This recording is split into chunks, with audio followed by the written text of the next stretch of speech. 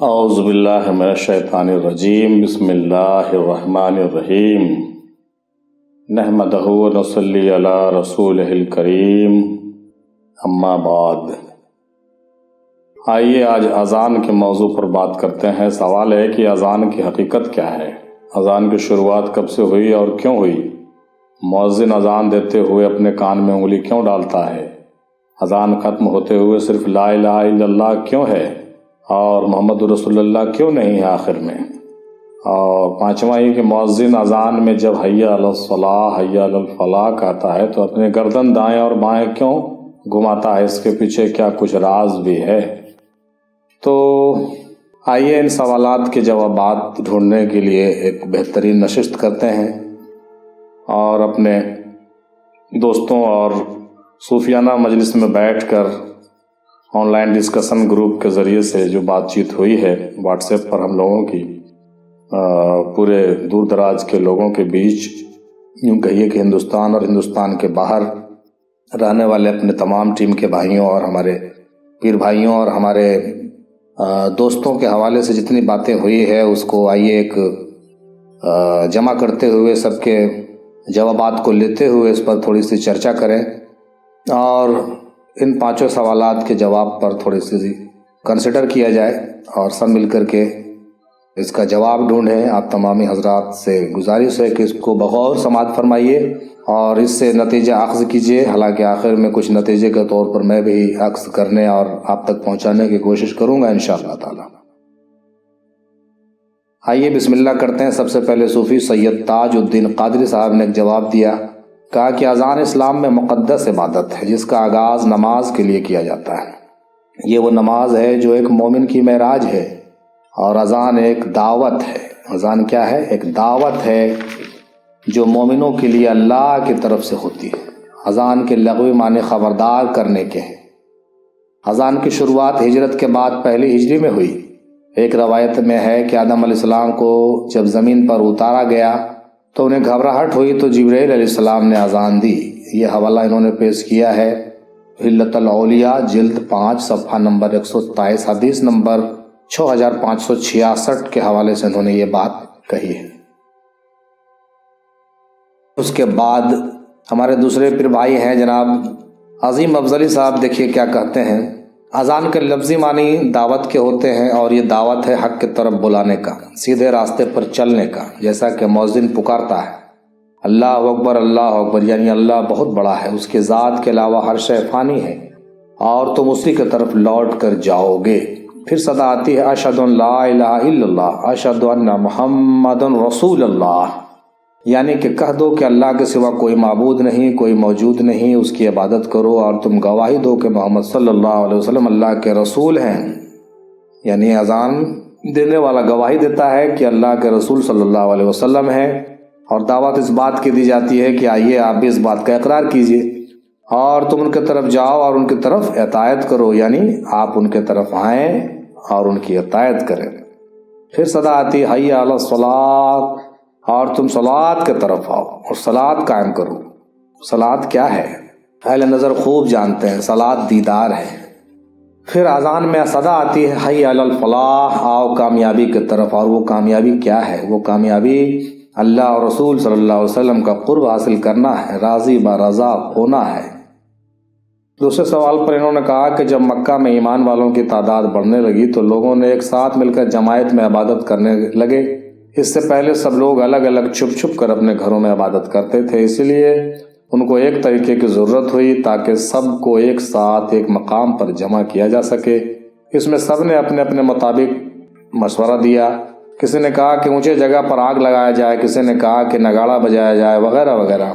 پھر آخر میں رسول مقبول صلی اللہ علیہ وسلم نے حضرت بلال رضی اللہ تعالیٰ عنہ کو کہا کہ اے بلال تم اذان دو۔ حالانکہ اس روایت میں حضرت سلمان فارسی کا بھی ذکر آنا چاہیے، چونکہ اس روایت میں اس کا ذکر ہے، شاید آگے اس کا ذکر کیا جائے گا۔ اب جناب صوفی نصیر احمد قادری سروری صاحب کہتے ہیں پہلے سوال پر کہ اذان یعنی از پلس آن، یعنی از بمانے قادر مطلق اور آن بمانے قدرت۔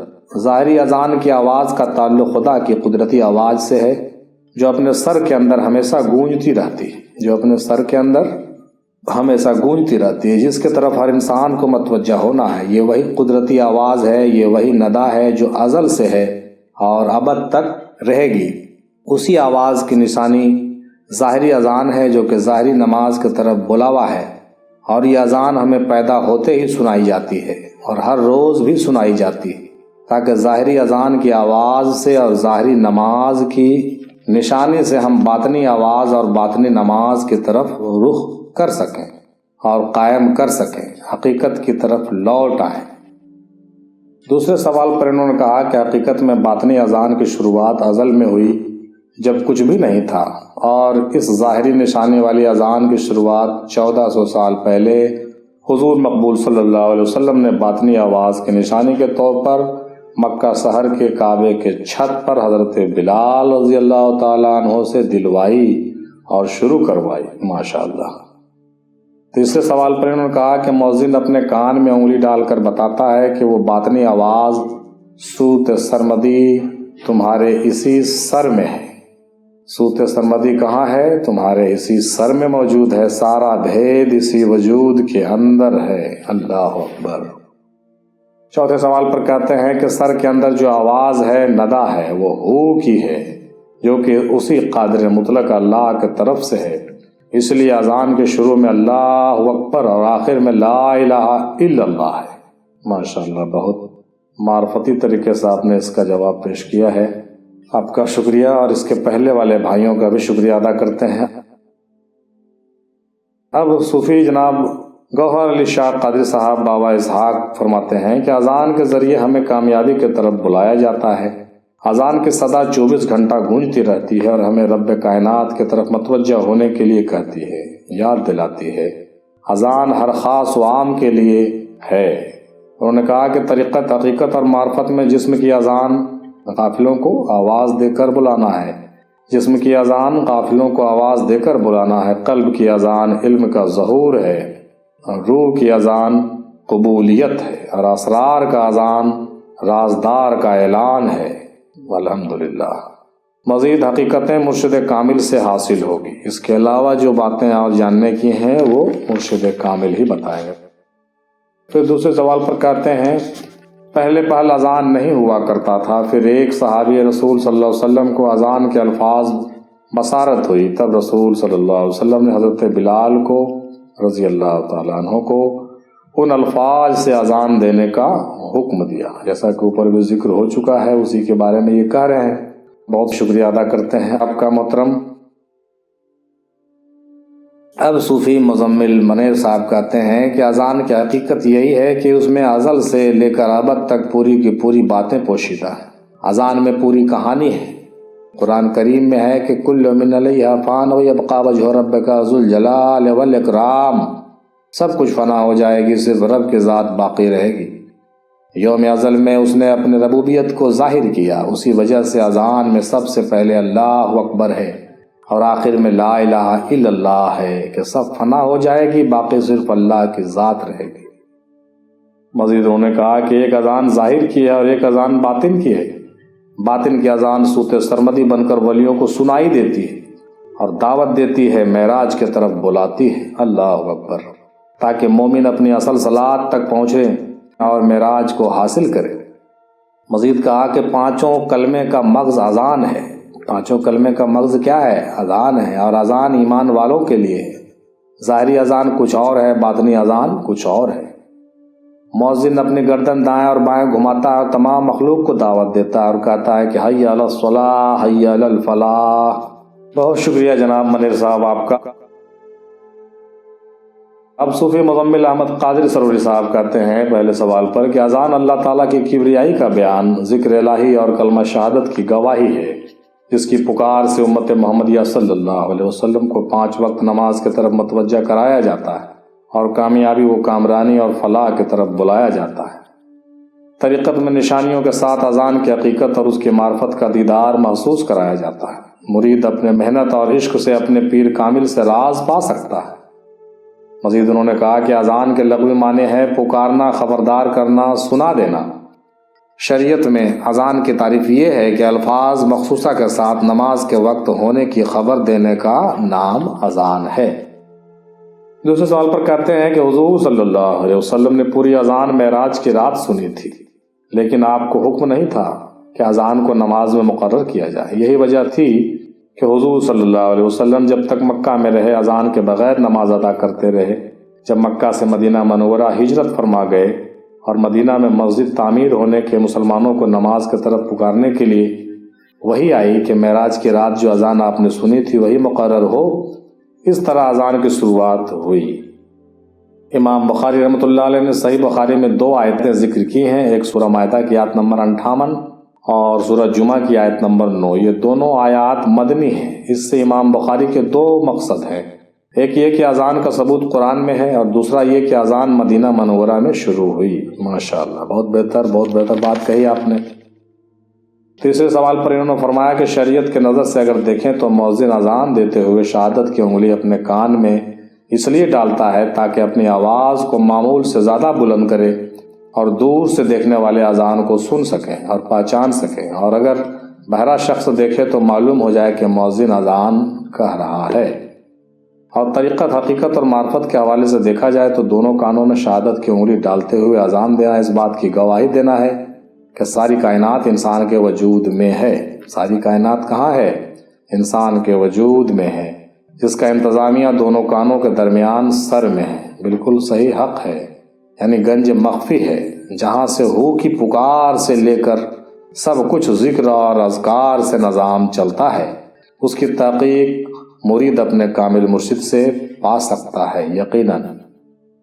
5ویں سوال پر کہتے ہیں کہ مؤذن اذان دیتے ہوئے جب حی علی الصلاۃ، حی علی الفلاح کہتا ہے تو اپنا چہرہ دائیں اور بائیں اس لیے گھماتا ہے کہ اپنی بلند آواز دونوں طرف دور دور تک پہنچا سکے اور نمازیوں کو متوجہ کر سکے، یعنی جو سن نہیں سکتا وہ دیکھ کر بھی پہچان لے۔ بہت بہتر۔ اور طریقت، حقیقت اور معرفت میں یہ مراد ہے کہ دونوں جہانوں کا بھید، یعنی جو باہر نظر آتا ہے وہ اس سر میں ہی موجود ہے۔ جو دونوں جہانوں کا بھید ہے، جو باہر نظر آتا ہے وہ اس سر میں موجود ہے۔ اس کی تفصیل مرشد کامل سے ملے گی، انہوں نے بھی اس موضوع پر یہ بات کہی ہے۔ 4تھے سوال پر انہوں نے کہا کہ اذان ذکر الہی ہے اور اللہ اکبر یعنی اللہ سب سے بڑا ہے، یعنی اللہ نور ہے، جب کچھ نہ تھا تو صرف نور تھا، اس لیے اذان کی شروعات نور کے ذکر سے ہوتی ہے، اور اذان ختم ہوتے ہوئے صرف لا الہ الا اللہ ہے، یعنی نہیں کوئی معبود سوائے اللہ کے، یعنی نور کے سوا کوئی نہیں، یعنی نور ہی باقی ہے اور سب فانی ہے، اس لیے اذان نور کے ذکر سے ہی ختم ہوتی ہے۔ اور اذان کے آخر میں محمد رسول اللہ اس لیے نہیں ہے کہ محمد صلی اللہ علیہ وسلم بھی اللہ کے نور ہیں، یعنی اول بھی نور ہے اور آخر بھی نور ہے۔ ماشاءاللہ۔ مزید آپ نے کہا کہ اذان کا آخری کلمہ صرف لا الہ الا اللہ ہے، چنانچہ حدیث میں ہے افضل الذکر لا الہ الا اللہ، یعنی افضل وظیفہ لا الہ الا اللہ ہے۔ بہت شکریہ جناب سروری صاحب آپ کا۔ اب صوفی محمد قاضی کلیم شاہ قادری صاحب تشریف لاتے ہیں اور اپنی باتیں یوں پیش کرتے ہیں پہلے سوال پر کہ جب مرید کلمہ لے چکا ہو مرشد کامل سے، تب جب وہ مرشد کی عطا سے مرشد کا خیال آ جائے، یعنی مرشد کا اذن، اجازت ہے۔ اذان سے مراد اذن ہے جو مرشد کی اجازت ہے۔ انہوں نے ایک نہایت ہی عمدہ اور الگ بات کہی ہے جو غور کرنے کی۔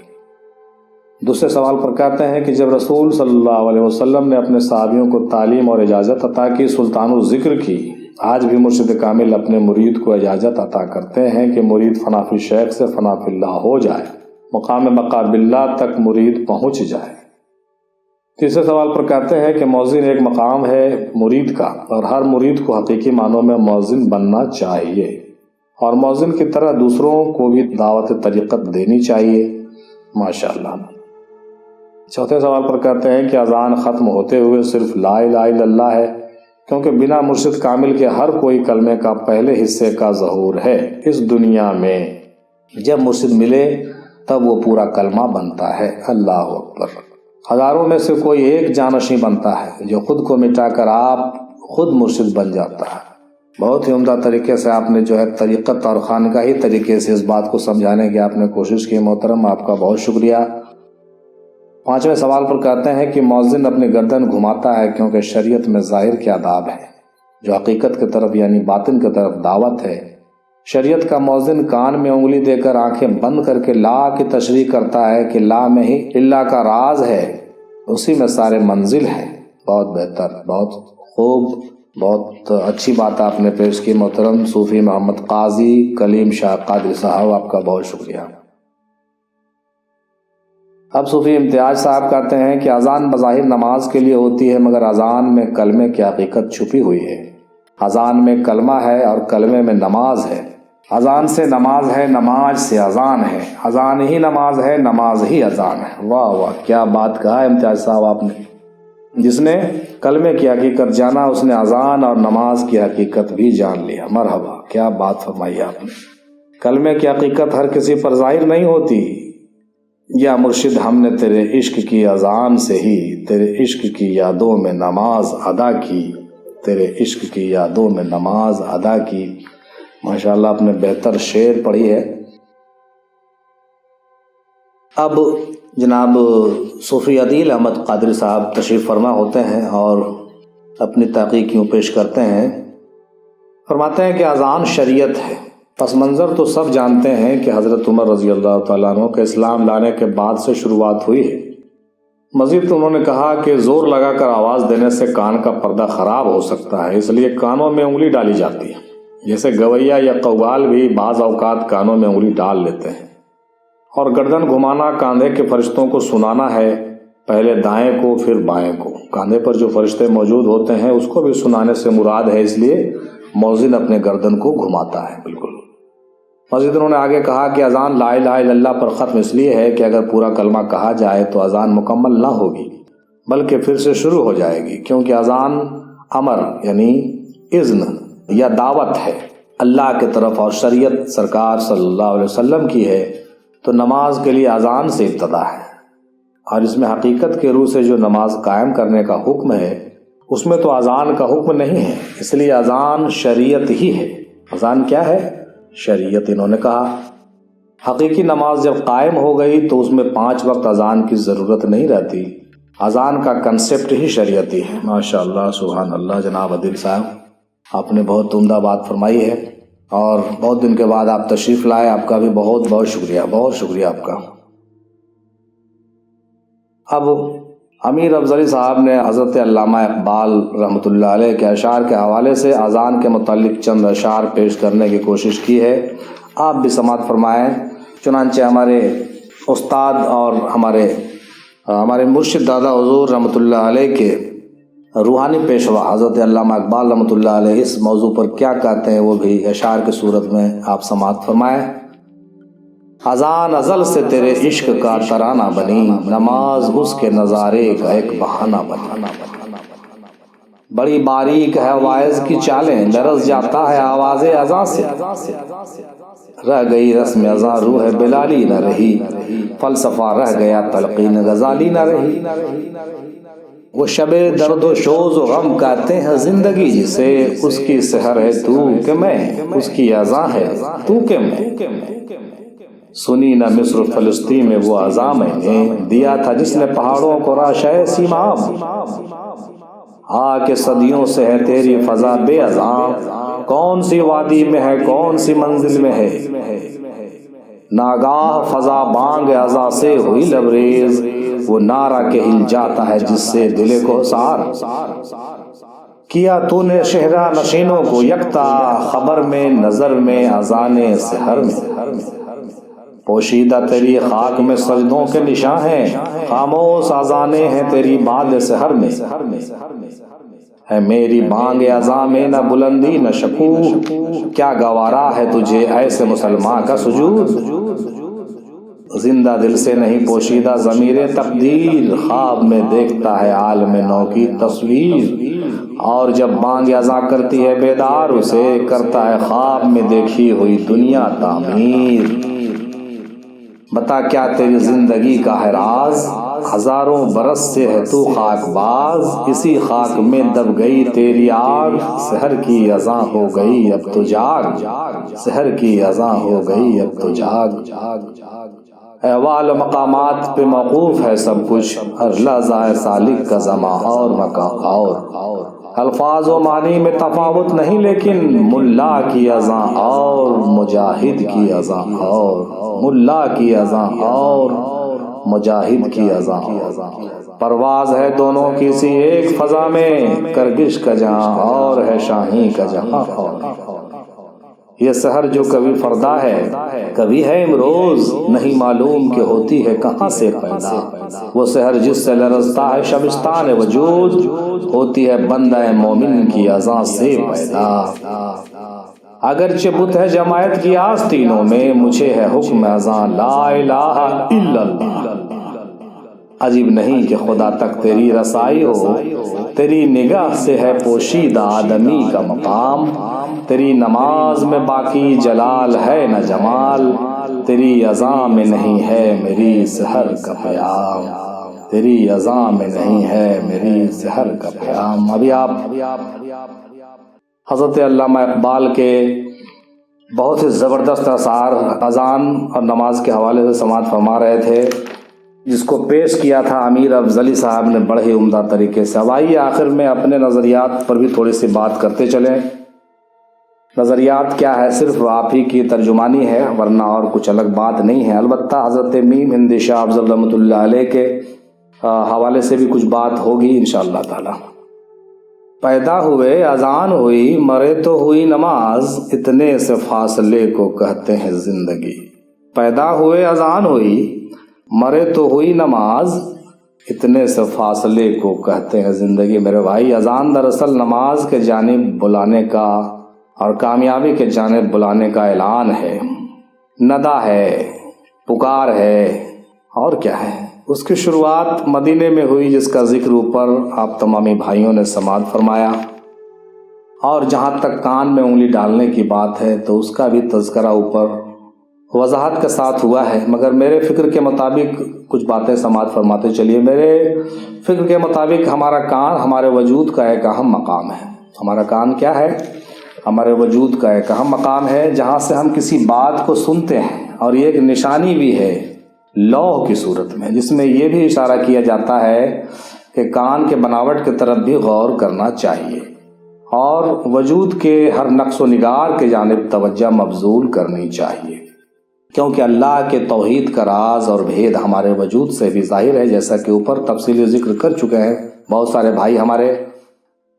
دادا میم ہندی رحمۃ اللہ علیہ فرماتے تھے کہ کان کے جانب اشارہ کرنے کا مطلب یہ بھی ہے کہ اللہ تبارک و تعالیٰ کہنا چاہتے ہیں کہ میں تمہارے کان کے لو میں بھی ظاہر ہوں، کان کے لو سے بھی ظاہر ہوں، میں یہاں بھی ہوں، پوشیدہ ہوں، اور میں ہر جگہ پوشیدہ ہوں، تمہارے وجود میں بھی ہوں، مجھے پہچانو، اور تمہارے وجود کے ہر خلا میں اور تمہارے وجود کے باہر بھی خلا میں ہی پوشیدہ ہوں اور میں ہی ظاہر ہوں۔ لہٰذا اپنے معرفت کے جانب اشارہ کرنے کی طرف بھی اشارہ اس میں ہے دادا حضور کے حوالے سے۔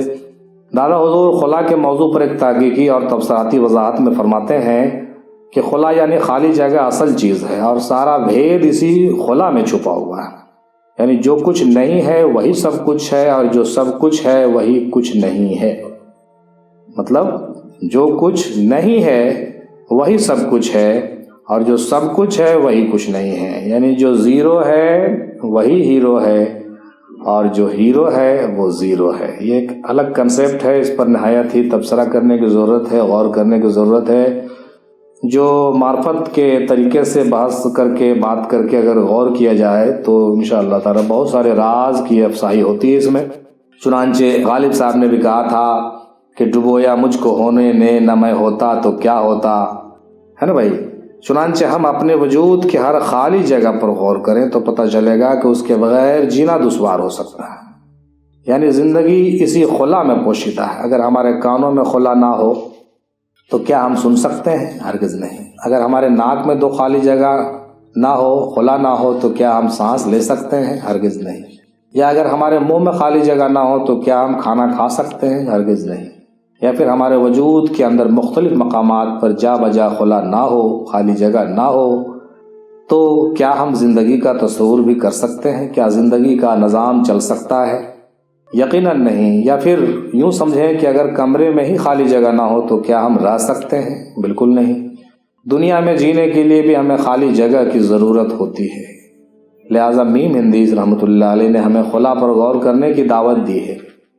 اسی ضمن میں کان میں موجود خلا اور کانوں کے لو کے جانب آپ کا توجہ مبذول کراتے ہوئے میں یہ کہنا چاہتا ہوں کہ یقیناً کان میں انگلی ڈال کر اذان دینا اور کانوں کے لو کے جانب ہاتھ اٹھا کر اللہ اکبر کہنے میں کہیں نہ کہیں ان باتوں کی حکمت ضرور چھپی ہوئی ہے محترم، ضرور غور کرنا چاہیے۔ ہمارے جید پیر بھائی اور ہمارے استاد مرحوم صوفی ماسٹر معین الدین انصاری صاحب کہا کرتے تھے، اپنے ظریفانہ اصطلاح میں یہ بیان فرمایا کرتے تھے کہ غوث نہیں گوش ہے، غوث نہیں غوش ہے، یعنی پیران پیر دستگیر رحمۃ اللہ علیہ سننے والے ہیں، کان کے مانند ہیں، فریاد رس ہیں، اور یہ بھی کہتے تھے کہ ہمارے غوث پاک کا مقام گوش ہے، گوش کا مقام ہے، یعنی غوث پاک وجود آدم اور وجود محمدی میں کان کی حیثیت رکھتے ہیں۔ اللہ اکبر، اللہ اکبر، اللہ اکبر۔ اور ان باتوں میں بہت راز و بھید پوشیدہ ہیں، لہٰذا اذان اور نماز میں استعمال کیے جانے والے طریقے اور ایکٹیویٹیز میں بڑے راز بھید اور حکمت پوشیدہ ہیں میرے بھائی۔ جتنا ذکر کیا جائے، غور کیا جائے اتنا کم ہے، اور جیسا کہ اوپر ذکر ہوا کہ ان باتوں کو اپنے پیر و مرشد کے قربت میں بیٹھ کر زیادہ تفصیل سے آپ سمجھ سکتے ہیں۔ ہم نے صرف آپ کا دھیان مبذول کرایا، دھیان دلانے کی کوشش کی ہے صرف۔ مؤذن کے دائیں بائیں گردن پھیرنے میں مجھے بھی یہی لگتا ہے محترم کہ دور تک سبھی لوگوں تک ہر سمت اپنی آواز پہنچانا مقصود ہے۔ ممکن ہے اور بھی باتیں اس میں پوشیدہ ہوں گی، اللہ عالم بالصواب۔ حالانکہ جیسا کہ اوپر میں جناب عدیل صاحب نے کہا کہ دونوں فرشتوں کو بھی سنانا مقصود ہے، وہ بالکل یقیناً بات لگتی ہوئی محسوس ہوتی ہے۔ اور آخر میں محمد رسول اللہ دوبارہ کہنا ضروری نہیں ہونے کی وجہ سے نہیں کہا جاتا ہے، جیسا وضاحت میں اوپر بیان ہوا ہے۔ اگر کہہ دیا جائے گا تو پھر اذان پھر سے شروع ہو جائے گی، جیسا کہ اوپر بھی ذکر ہوا ہے کہ اصل بات تو لا الہ الا اللہ میں ہی پوشیدہ ہے، اصل بات ہے لا الہ الا اللہ ہی میں پوشیدہ ہے۔ جیسا کہ ہمارے دادا حضور نے بھی کہا ہے کہ ابتدا لا الہ انتہا لا الہ، کچھ کہوں اور اس کی ضرورت نہیں، کچھ کہوں اور اس کی ضرورت نہیں۔ تو یہ ادنا سا کوشش تھی ہم لوگوں کی، اس پر بات کرتے ہوئے ہم لوگوں نے کافی وقت اس پر دیا، اور امید ہے کہ پانچوں سوالات کے جوابات پانے میں آپ لوگ کامیاب ہو گئے ہیں۔ اب اس پر جتنا غور و خوض کیا جائے اور اپنے دل کے اندر اس کو اتارا جائے وہ بہت بہتر ہے، اور باقی چیزیں جو باتیں سمجھ میں نہیں آئی ہو اس کے لیے اپنے پیر مرشد سے ضرور رابطہ کریں، اور تصوف کے راہ میں آگے بڑھیں، روحانی ترقی کریں، اور اپنے فہم و فراست کو درست کریں، بلند کریں۔ اللہ تبارک تعالیٰ سے دعا ہے کہ ہم لوگوں کو ان حقیقتوں کو سمجھنے بوجھنے اور اس پر عمل کرنے اور آگے بڑھنے کی توفیق عطا فرمائے۔ آخر میں اذان کے حوالے سے ایک شعر مجھے یاد آ رہا ہے، اس کو میں گنگناتے ہوئے آپ سے رخصت چاہوں گا کہ اذان دے گئے حضرت بلال کی ہستی، اذان دے گئے حضرت بلال کی ہستی، نماز پڑھ گئے شبیر کربلا والے، اذان دے گئے حضرت بلال کی ہستی، اذان دے گئے حضرت بلال کی ہستی، نماز پڑھ گئے شبیر کربلا والے۔ وآخر دعوانا الحمدللہ رب العالمین برحمتک یا ارحم الراحمین، بحق لا الہ الا اللہ محمد الرسول اللہ صلی اللہ علیہ وسلم۔